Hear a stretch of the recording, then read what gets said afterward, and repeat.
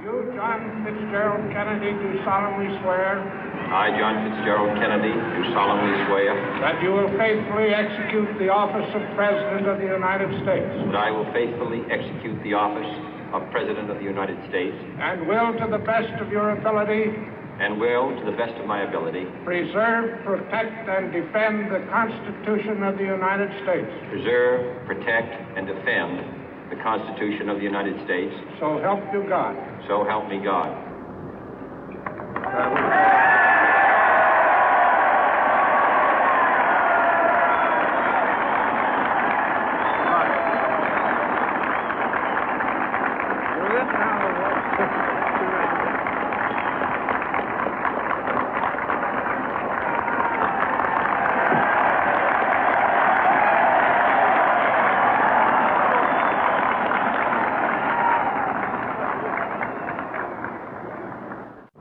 Vice President Johnson, Mr. Speaker, Mr. Chief Justice, President Eisenhower, Vice President Nixon, President Truman, Reverend clergy, fellow citizens.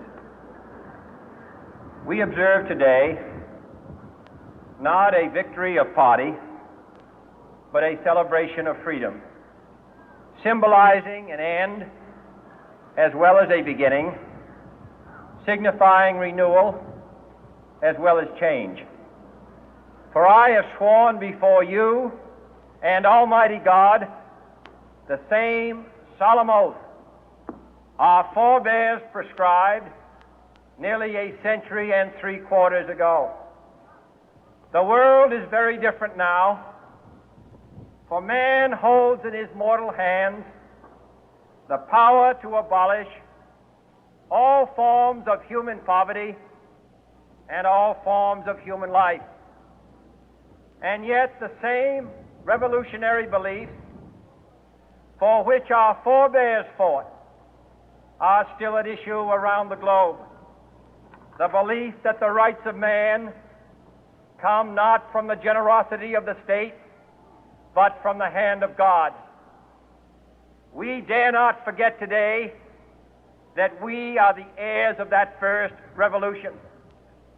Let the word go forth from this time and place to friend and foe alike that the torch has been passed to a new generation of Americans born in this century, tempered by war, disciplined by a hard and bitter peace, proud of our ancient heritage, and unwilling to witness or permit the slow undoing of those human rights to which this nation has always been committed and to which we are committed today at home and around the world.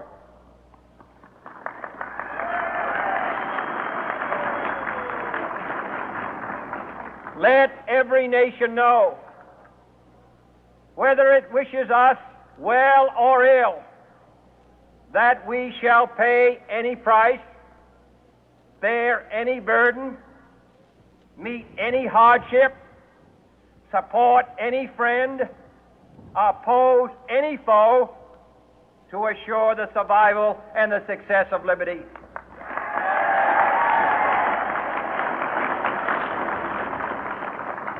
This much we pledge and more. To those old allies whose cultural and spiritual origins we share, we pledge the loyalty of faithful friends. United, there is little we cannot do in a host of cooperative ventures. Divided, there is little we can do, for we dare not meet a powerful challenge at odds and split asunder. To those new states whom we welcome to the ranks of the free, we pledge our word that one form of colonial control shall not have passed away, merely to be replaced by a far more iron tyranny. We shall not always expect to find them supporting our view, but we shall always hope to find them strongly supporting their own freedom, and to remember that in the past, those who foolishly sought power by riding the back of the tiger ended up inside.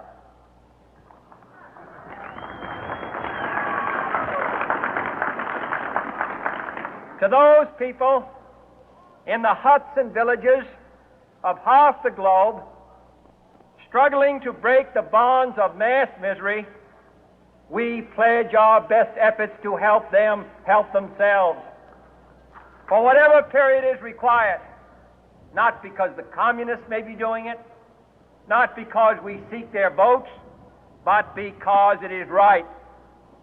If a free society cannot help the many who are poor, it cannot save the few who are rich.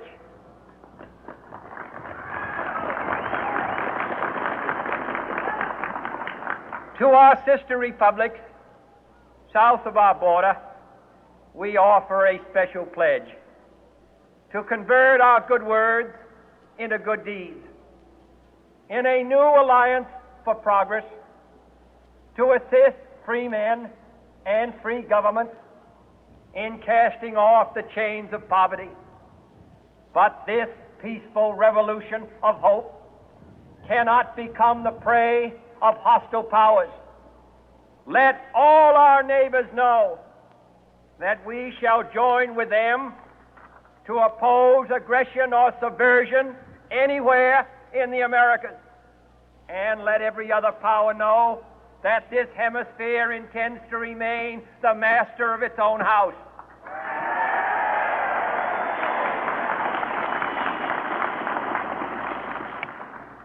To that World Assembly of Sovereign States, the United Nations, our last best hope, in an age where the instruments of war have far outpaced the instruments of peace, we renew our pledge of support to prevent it from becoming merely a forum for invective, to strengthen its shield of the new and the weak, and to enlarge the area in which its writ may run.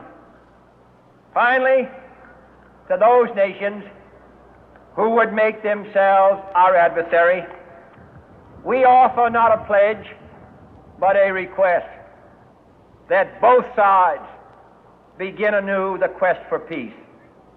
Before the dark powers of destruction, unleashed by science, engulf all humanity in planned or accidental self-destruction, we dare not tempt them with weakness, for only when our arms are sufficient beyond doubt can we be certain beyond doubt that they will never be employed.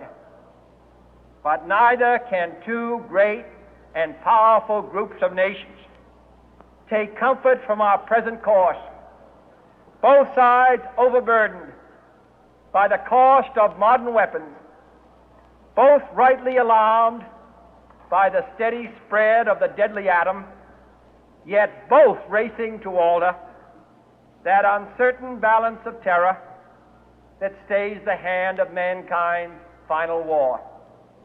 So let us begin anew, remembering on both sides that civility is not a sign of weakness, and sincerity is always subject to proof.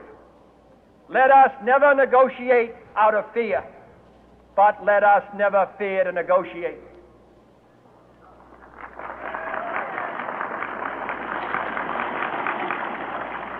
Let both sides explore what problems unite us, instead of belaboring those problems which divide us. Let both sides, for the first time, formulate serious and precise proposals for the inspection and control of arms, and bring the absolute power to destroy other nations under the absolute control of all nations.